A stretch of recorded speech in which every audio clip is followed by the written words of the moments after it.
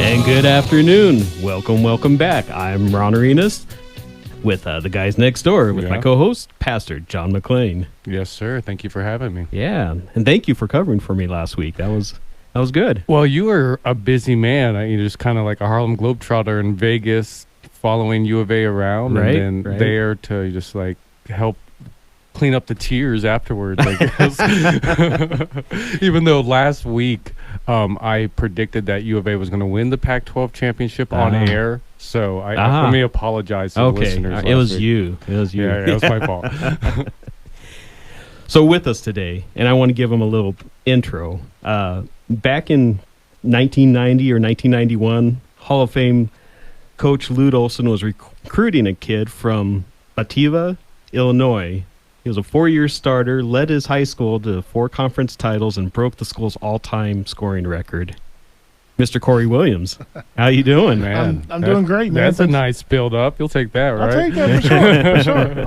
Always like to hear about my past accolades and deeds. Absolutely. It's the older I get, the better I was. That's right. Legend just grows. Yeah, and that hill got a little bit taller, and you climbed uphill to school both ways even more as the years go on. For sure. Yeah, for sure. That's cool, man. That's all-time scoring record. That's you played some ball back in. You played some ball. I bet you still can probably have a pretty good shot too. You got some like skills that the kids still don't know about these days, huh? Yeah, you never lose your shot. Yeah. But I haven't been in the gym in quite a while. Interesting. But the all-time scoring record of Batavia, it's a very small town, about 25,000 people in the suburbs of Chicago.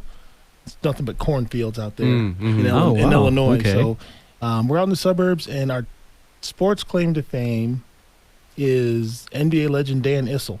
He's from Batavia. He played at Kentucky, and I ended up breaking his scoring record. Nice. That's but cool. In his defense, I played varsity for 4 straight years. I got moved up as a freshman, so I had a few more bites at the apple. Yeah. So he doesn't speak to me. We're not cool. But I broke the record there. That's and then cool. our other sports hero is NFL quarterback Kenny Anderson. Okay. He played at Batavia in the 60s. That's All right. cool. Those 2 guys are our heroes in that little small town. Yeah. Okay. Yeah, I went to Hamilton High School in Chandler, and I was a track star at the same time. Terrell Suggs was a football star. Wow. There. Yeah. So we ran track together. We played basketball together, football together. I was pretty good. I at the time held all the track records, which got broken probably within the next 2 or 3 years. But playing with Terrell Suggs was. Yeah, it definitely gives you a sense of the difference between us mere mortals and the superhumans that go on to the professionals. So here's my Terrell Suggs story. Okay. I'm in the airport in Phoenix, and I see Terrell Suggs, and I grab my phone. Oh, my God, he was with the Ravens at the time. He was all-pro, killing everything. Right. Grab my phone. Terrell, can I get a picture? And he's like shying away. He doesn't really want to take a picture. And whether I didn't even really get his approval, I just take the picture and I start snapping pictures of Terrell. Well, he's being pushed through the airport in a wheelchair. Okay. Oh. This is when he tore his Achilles. Oh, wow. Remember that? Yeah. Oh, yeah. So the story was he got hurt in the off season, and he was, I don't know if it was a contract year or whatever, but it was a big story that he tore his Achilles. The rumor was tore his Achilles playing basketball in Phoenix. And that because it was non-NFL, they didn't have to approve him for it was a whole, he was trying to keep it hush-hush. He did not want to be, he had just torn his Achilles a couple days before. That sounds accurate. And I had the picture of him in the airport, in a wheel, and I couldn't figure out why he didn't want to take the picture. And I'm like, yeah, you're in Phoenix in a boot, in a wheelchair, scene of the crime, days after you got injured, and here comes some idiot saying, "Hey, Terrell, can I take a picture?" I know, and you're just sitting there, just all taking them. But I'm sure, I'm guessing by that point he'd learned to be pretty graceful. So I'm guessing he was pretty gracious about it and just kind of went along with it, huh? I'll show you the picture when we're done. He's like leaning away. He's got this weird look on his face, like, why is this guy taking my picture? Right. But it all worked out because I think he re-signed and got all his money, and nobody made a big deal. But I don't think it's ever been verified. But the rumor is He got hurt playing basketball, and that makes covered. sense. I definitely played pickup with him in that time period for sure when he played for the Ravens, because we went to school together, so we grew up in the same area. So he'd definitely come back regularly. We'd go to the gym. He'd show up out of nowhere and then dunk on all of us, and we'd cry and go home. And it'd be a good day. All football players want to play basketball. Mm-hmm. No basketball players want to play football. So it's weird because when I was at the U of A, it was Desert Storm, Teddy Bruschi, Sean Harris, all those guys, and they would come to the rec. I'm like, yo, can we play? And we're like, no, you can't. Nobody's trying to get screened by you guys. Yeah, for sure. Nah, dude, we not. No. Yeah, I went to high school with Sean Harris. Yeah, nice. so great dude. Yep. Great dude. Yep. It's just. So tell us a little bit about the recruiting process. Lute Olson shows up at your family's door and says, I want this kid to play for me. Yeah, so I was getting recruited by pretty much everybody, but Coach Olson kind of came in towards the end. It was Coach Tony McAndrews, who's the assistant. He was doing a lot of the up-close recruiting, which at the time, that was the formula. Your assistants made the touchy-feelies, and then the coach kind of came in and closed the deal. So Lute comes in like the beginning of my junior year. I didn't want to play my senior year being recruited. I wanted to get everything squared away as a junior because I'd seen some guys. When you're out there playing and trying to improve your scholarship situation as a senior, you're not in control. Yeah. Because other guys are committing and it's shifting your opportunities and things are changing. So meanwhile, you're trying to have the best season, put your best foot forward. Right. But coaches back then in the 90s could get their recruiting class locked up a year in advance. So the 5 guys that I came into Arizona with, Reggie Gary, Joseph Blair, Joe McClain, and Edric Bohannon, we all signed in as juniors. Tucson was waiting on us for like a year. They knew who we were. They could follow us our senior years. We had already committed to Arizona, 16, 17 months earlier. So for me, that was the best. That way I could enjoy my senior year. I didn't have the pressure on me. I didn't have to go to camps. I didn't have to go do exposure stuff as a senior. I knew where I wanted to go. So that was that. But Coach O came in towards the end of the recruiting, and it was pretty funny because my high school coach was awesome through the recruiting process. He was the bad guy. We would sit in the living room, and he would ask the tough questions that my parents didn't want to ask or that I didn't want to ask, and he would be that guy. And, he was really pushing me to go play for Rick Pitino in Kentucky, and I didn't want to. I also wanted to go to Syracuse. So looking at Duke, I was looking at Arizona. And Coach Krzyzewski came in. He pitched the whole Chicago thing because he's a Chicago guy. Raleigh Massimino at Villanova. It was just so many coaches that would come in. But I remember when Coach O came in, he had a video that he wanted to play about Arizona. And it was the Arizona team, and it was this nice little 5-minute video, and it showed, people skiing and then people in town swimming. Wow. Because you could do that. The right time of year, you can go up in the mountains and then also be by the pool. So I thought that was pretty cool. But where Coach Olson messed up, he sat in my dad's chair. And my pops comes down the stairs. He's like, how you doing, Coach Olson? And this Coach Olson, He said, yeah, that's fine. He goes, that's my chair. And Coach looked at him for a second. He got up, moved. Right. And so then it was pretty cool. And then everything, Duke was my number one school. And I've told this story a couple of times. Duke was my number one school, but they stopped recruiting me to recruit Jerry Stackhouse, who ended up going to North Carolina. So whatever. I heard he was a pretty decent player. Yeah, I couldn't argue with that. Okay, you guys taking Stackhouse over me, I get it. But he didn't even end up going there. He ended up going to North Carolina. So it was Arizona was my next school. I came on my business. I said, if I like Arizona, I'm going to go there. But before, when Coach O was in my house, my parents didn't ask any questions. My coach asked all the questions. They were comfortable. They really didn't want me to go so far from home, but they were comfortable with it. But one of the things that sold my parents on Coach Olson was he and his wife, Bobby. Right.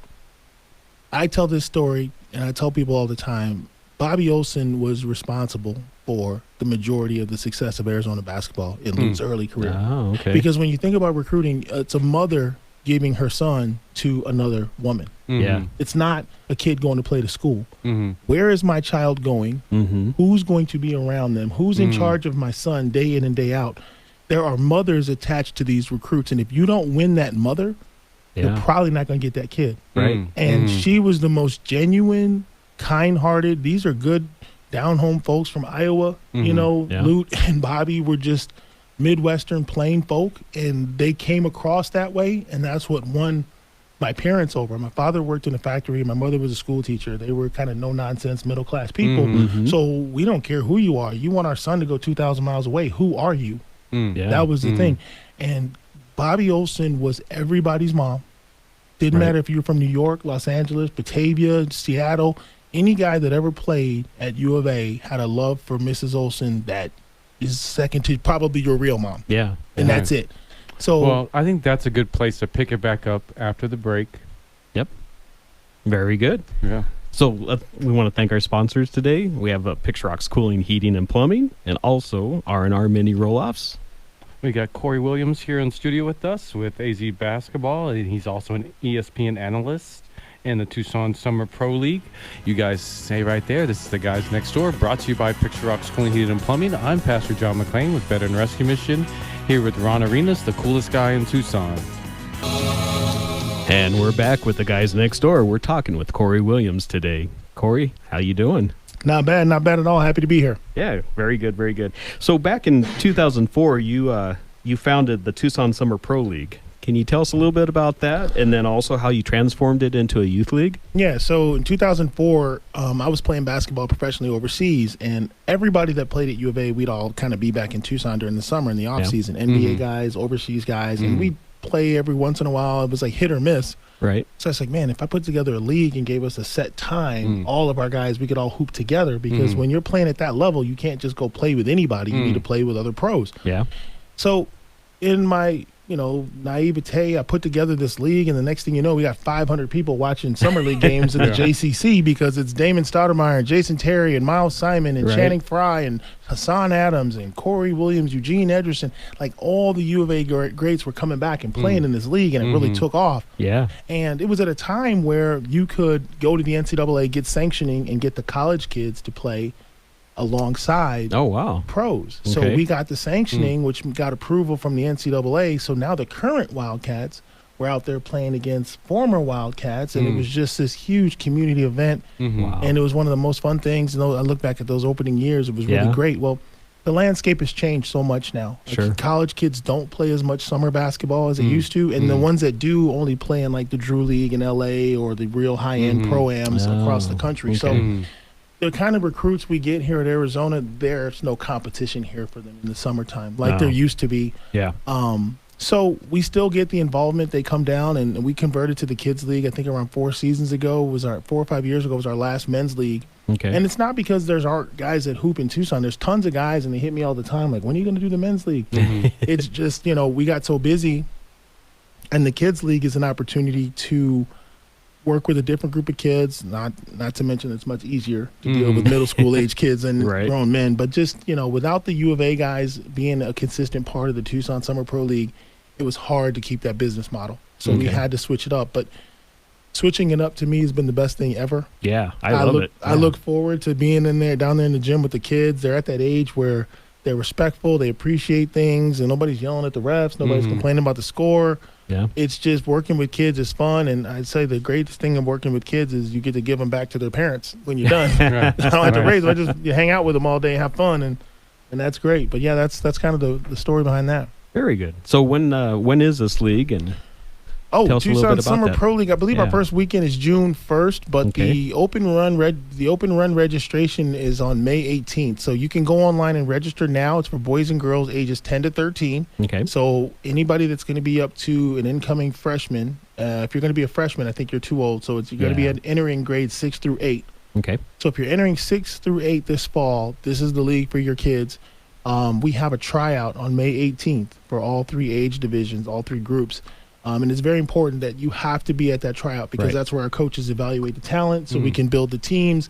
That way it's competitive. That's you our spread goal. It out. You spread out the talent. That's our goal. It's not a situation where you can enter a whole team of kids. It's an individual development league. Yeah. A lot of the kids already know each other. They play on a lot of club teams and stuff. But down there, you kind of stand on your own, play on a team, and enjoy the game. We coach, but it's not heavy coaching. We really want the kids to get up and down and have fun, because my philosophy is at that age, you need to love basketball. Yeah. And if it's too structured and it gets too intense, then the kids shy away from it. And the first time they have a little adversity, it's easy to quit something you don't love.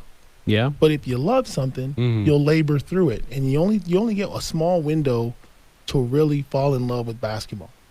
Okay. I see a lot of guys in college, you can look in their eyes, they're burned out. But this is all they've been doing since they were 8 or 9 years old. They don't know how to do anything else. They don't really want to play anymore. They just, it's just a situation they're in. Yeah. God forbid they're from a family that's counting on them to hit it big in the sport. Yeah. But kids being burnt out in sports is nothing new in this country. And I think how you introduce kids to sports and other opportunities is just as important as how much time they spend doing it. Because if it's something that builds their character, that they enjoy, they'll labor at it and get better. And then there's nothing better than seeing a kid who couldn't do something. And then weeks or months later, they come to you and they say, Coach, look at this. Yeah. And it's like, dude, that's life right there. Yeah. Math, science, relationships, work. Yep. You're always going to start at one point, and you can take yourself to another point. And that's the only thing sports teaches kids. Yeah. You can take yourself from point A to point B. You can develop yourself. You're doing it with basketball. Do it with school. Yeah. Do it with your relationship. Do it with everything. You know, so that's the main thing. Kids learn that they can be a little self-reliant. And when a kid takes himself from point A to point B, that confidence is locked in now. Right. And that's what it's about. Because life is going to throw you curveballs. People, sports aren't the answer. No, sports aren't the answer to everything. But as far as development, it's a heck of a tool for young people. No question. Oh, yeah, definitely. Helps with their character, helps with team building, everything. Well, that's all the other life side skills. of it. You know, when that scoreboard is done and the clock goes off and you lost, now you're at a pat. This is a loss. It's a game. It happened on a Saturday afternoon. Right. You're going to catch so many L's in life. Yeah. How do you handle them? Right. Do you go back and figure out why you lost? Do you pout? Do you point fingers? Do you blame others? Like, all this stuff transfers to life. It's like, dude, okay, you lost a game. And as a coach, I'm sitting there with my arms crossed watching the kid. Like, okay, he lost. He took it way too hard. He threw a temper tantrum. Let me go talk to him and explain, one, that's not how you process your emotions. Two, let's get ready for the game tomorrow. Yeah. You know? And when he sees that I'm not tripping, then he realizes my coach told me how to handle disappointment, how to handle a loss or a failure. That's another thing, because I know, we all know as adults, we fail all the time. Sure. You know? Yeah. People come and see you, they see me, they see your businesses and your opportunities. Oh, you're successful. Bro, you wasn't around for the failures. Yeah. Like, they happen all the time. I just don't put them on I don't put them on social media. I don't, announce them. So how kids handle the winning, how they handle the failures, collective teamwork, all of us work with other people as adults. Well, you're speaking to the transition that you made as a basketball player and creating the pro league, creating this youth league. Talk a little bit about the transition from going from that to being an ESPN analyst. And definitely, I think probably the question everybody's wondering, listening is, have you ever met Bill Walton? And or do you have a Bill Walton impersonation? I've met Bill Walton several times, and I don't have an impersonation, but I've met him several times. But the thing about being an announcer is, it's great because I get to stay plugged into sports. I love the sports, and you can tell I talk about 100 miles an hour, so I love to talk. But when you're an analyst, it's different because you have a hand in shaping how people take in basketball now. Your words are married to the images now. So they're counting on you not to tell them anything they can find on the internet, but to explain to them why the game looks the way it does and what's taking place. The casual fan relies on an analyst. Then there's some super fans who don't really need an analyst because they played or they know enough or they watch so much that they know what they're watching. You're not really talking to them. That's not your target core. So when you sit down as an analyst, you're like, okay, my job is to enhance the broadcast, bring the information to the viewers, give them some insight as to why. And I can tell you as an analyst, there's no greater validation than going on Twitter or social media and seeing people parrot the things that you said during the broadcast. Oh, we need a better perimeter shooting. That's what it was, you know. And the way you see the game as someone who I played basketball from the ages of 12 all the way up to 34. So I played almost 25 years of basketball, actually 11 to 34. So I've seen and played a lot of basketball. My job is to just share my vision and how did you know that was going to happen? It's like, bro, I've been playing since I was 10. I know what's going to happen. How do you relay that to the viewer? you know. Yeah. Dave Sitton was a huge impact on me when I first started doing games here at Arizona, and Dave gave me some of the best advice in the world. Dave said, Corey, there's a housewife sitting on her couch folding clothes. She doesn't really know a lot about basketball. Talk to her. And I thought about that, and I said, if I can get her to understand how to break down the 2-3 zone, then I'm good. So that's been my keep it simple. Just keep it simple and talk about what you see. Awesome. So what's your experience with Bill Walton? You've met him a couple times? You know, the thing about Bill is he understands who he is in the media. Yeah. He understands that people hang on his every word, and he's known for going all over the place and being crazy. So he's always in character. Right? So when I met him the first time, I said, how you doing, Bill? Corey Williams. He is, oh, Corey, nice to meet you. You're one of my favorite announcers. You know, watch your stuff all the time. He goes, my name is Bill. I'm Bill with 2 L's. I'm like, nice to meet you, Bill. So he didn't come out of his shtick. That's just what he does. And then one time I caught him at Pac-12 Networks, and he was like, hey, Corey. I said, yeah. He goes, you're really good. I like your stuff. Man. And his voice changed, and he actually looked me in the eye, and he was like out of character. So meeting him, talking to him, he's aware of when he's trending on Twitter. He's aware of everything. He knows how to do what he does to get attention and to get people engaged in the game. So he's very, very sharp. He's not the goofy, weird guy that people think he is. He has a lot of information in that head. He really does. I mean, even though he has that character that he's portraying out there, he has a lot of information. Yeah, and that's the crazy thing, because I went back and watched like 90s playoff basketball on NBC when he was an analyst, and he was all over everything. Super sharp, stats out. But, you know, the people that hate him, I get it. And the people that love him, I get it. But where else are you going to get a college national champion, an NBA Hall of Famer, who played for John Wooden? I mean, his resume on paper is insane. So this guy's going to talk basketball. I think you might want to listen. Sure. Yeah, even if he gets off tangent, you still might want to listen. I feel we definitely got to have you on. I feel like we can do a whole show talk about Bill Walton. So it's been amazing. But let's talk a little bit about the work you do. You're the vice president of Crest Insurance. Crest Insurance. Tell us a little bit about that. We have probably about a minute, so we have to slide out of here. Crest Insurance. What can I say? It's all Tucson. You know, Tucson agency, local people who all live here and work in the community. We're independently owned. We're not one of the big insurance agencies that's owned outside the state or publicly traded. So you're dealing with people who are from this community. It was founded by a guy years and years ago who played with the U of A, Bob Mueller and Associates. And then it was revamped and relaunched by Cody Ritchie in 2012, who's a diehard Wildcat fan, lives in Tucson with his wife and his kids. He's all about the community. I mean, he supports athletics here. He supports all the charities. I mean, if you look around Crest, we sponsor everything. So our message is simple.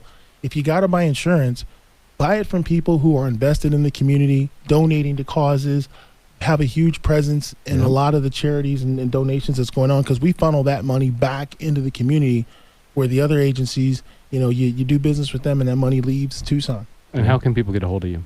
You can get a hold of me at Crest, INS, CREST-INS, crestins.com, or you can call my office. You know, I'm on the website for Crest Insurance. Or if you want to check out our website for the Kids League, it's TucsonSPL.com. Awesome. Thank you so much, Corey, for joining us. Happy to be here. Thanks. You. That's Tucson great Corey Williams here in studio with us. This is The Guys Next Door, brought to you by Picture Rocks Cooling, Heating, and Plumbing. Thanks again to our sponsors, R&R Mini Roll-Offs, as well as Picture Rocks Cooling, Heating, and Plumbing. I'm here with the coolest guy in Tucson, Mr. Ron Arenas. I'm Pastor John McClain. See you next time.